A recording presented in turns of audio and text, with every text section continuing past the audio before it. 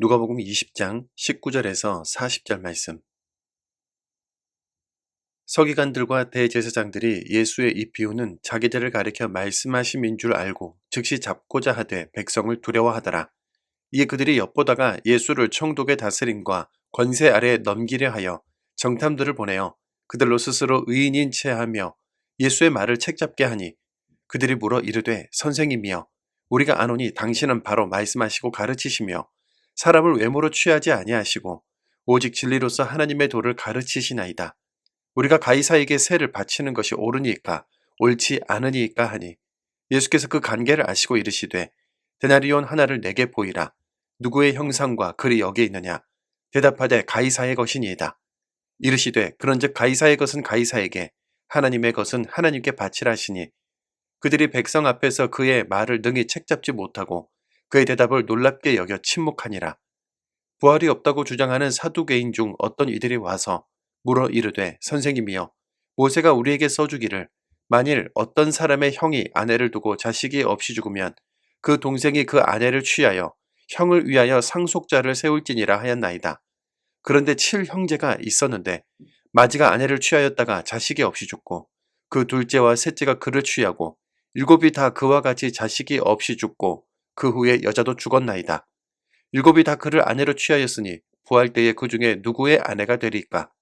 예수께서 이르시되 이 세상의 자녀들은 장가도 가고 시집도 가되 저 세상과 및 죽은 자 가운데서 부활함을 얻기에 합당히 여김을 받은 자들은 장가가고 시집 가는 일이 없으며 그들은 다시 죽을 수도 없나니, 이는 천사와 동등이요 부활의 자녀로서 하나님의 자녀임이라. 죽은 자가 살아난다는 것은 모세도 가시나무 떨기에 관한 글에서 주를 아브라함의 하나님이요 이삭의 하나님이요 야곱의 하나님이시라 칭하였나니, 하나님은 죽은 자의 하나님이 아니요 살아있는 자의 하나님이시라. 하나님에게는 모든 사람이 살아있느니라 하시니, 서기관 중 어떤 이들이 말하되 선생님 잘 말씀하였나이다 하니, 그들은 아무것도 감히 더 물을 수 없음이었더라. 아멘. 오늘 본문은 예수님께서 세금과 부활을 주제로 종교 지도자들과 논쟁을 하시는 내용입니다. 예수의 말을 책잡기 위한 의도를 가지고 접근하는 서기관들과 대제사장들은 겉으로는 존경하는 듯한 말투와 가르침을 받으려는 태도를 보였지만, 그들의 속내는 예수님을 낚아올리고 함정에 빠뜨리려는 계획이었죠. 먼저 세금에 대한 논쟁입니다.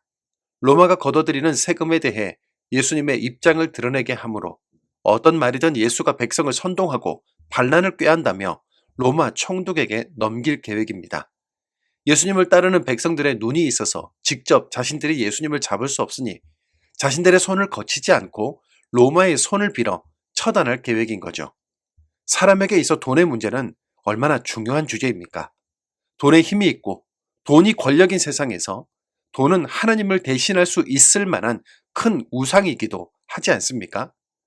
주님은 당시 상영되던 동전에 새겨진 로마 황제 가이사의 형상을 보이셨는데요. 당시 동전에 새겨진 황제의 형상 아래에는 아우구스투스 신의 아들, 뒷면에는 최고의 제사장이라고 새겨져 있었습니다. 황제의 얼굴을 새겨놓고 그를 신처럼 여기며 돈이나 물질로 세워지는 나라인 로마, 스스로 신의 아들이라 부르며 힘과 권세를 끌어모으는 나라가 바로 로마이며 세상 나라다. 반면에 하나님의 나라는 인간 왕이 자리 잡을 수 없는, 오직 하나님께서 다스리시고 통치하시며 하나님의 질서대로 이루어지는 나라인 것을 말씀하셨습니다. 가이사는 자기가 주인인 나라에서 자기 형상을 돈에 새겨 넣어 세상 사람들이 사용하게 했지만, 온 세상 만물의 주관자이신 하나님은 당신의 형상을 절대 금하셨죠. 대신 하나님은 당신의 형상과 모양을 우리 사람에게 심어주셨습니다. 우리에게 하나님의 형상과 모양이 있다는 건 모든 인간의 주인은 바로 하나님이시라는 의미이며, 모든 것이 하나님의 것임을 고백하는 사람들에 의해 그분의 나라가 세워진다는 것을 말하는 것이죠.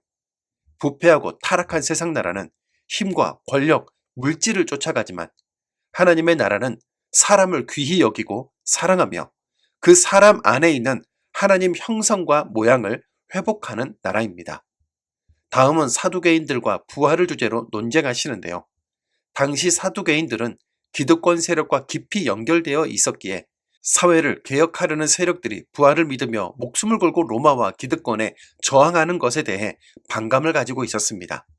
그래서 사두개인들은 부활을 인정하지 않았으며 부활이 있다 하더라도 마치 이 세상의 연장선이라고 생각했던 거죠. 7형제와 결혼 생활을 한 여인이 있는데 부활하면 이 여인은 누구의 아내가 되느냐는 질문은 바로 이런 생각에서 나온 건데요. 주님은 부활의 삶은 세상과는 전혀 다른 새로운 것이며 하나님께서 믿음의 조상인 아브라함, 이삭, 야곱처럼 이미 죽은 이들의 하나님도 되신다고 하면서 하나님께는 인간의 삶과 죽음이 큰 의미가 없다. 모두가 살아있는 자라고 말씀하셨습니다. 오늘 주님의 말씀 안에서 믿음으로 사는 것이 무엇인지에 대해 배웁니다. 하나님을 바라보며 십자가를 지는 그리스도인으로 사는 건 무척 고되고 힘든 일이죠. 예수 믿는 것은 욕망의 본능을 거스르는 것이고 스스로 포기하고 낮아지는 것이기에 매 순간이 눈물과 상함이라고 할 수 있습니다. 그럼에도 우리가 하늘 소망을 바라보며 말씀을 붙들고 유혹과 절망을 이겨낼 수 있는 이유는 많이 가지고 덜 가지고 살아있고 죽어있으며 강하고 약한 것과는 상관없이 오직 하나님이 나의 하나님이시기 때문이며 이 세상 나라가 아니라 우린 모두 하나님의 나라를 살아가기 때문입니다. 돈과 물질이 아니라 정녕 하나님을 믿고 있습니까? 살고 죽는 것과 상관없이 하나님이 바로 나의 하나님이신가요?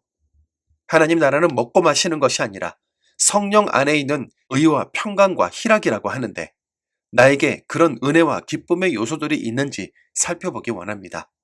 그래서 희미해져가는 하나님의 형상과 모양을 재발견하고 우리 안에 있는 하나님의 나라를 다시 세워가는 오늘 우리 모두가 되기를 소망합니다.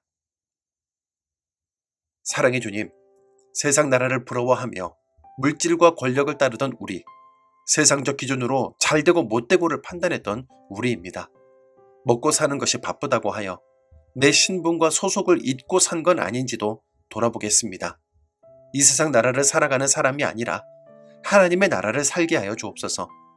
잘 먹고 잘 사는 것에만 관심을 두기보다 마지막 때인 것을 알고 하나님의 나라를 늘 인식하며 살게 하여 주옵소서.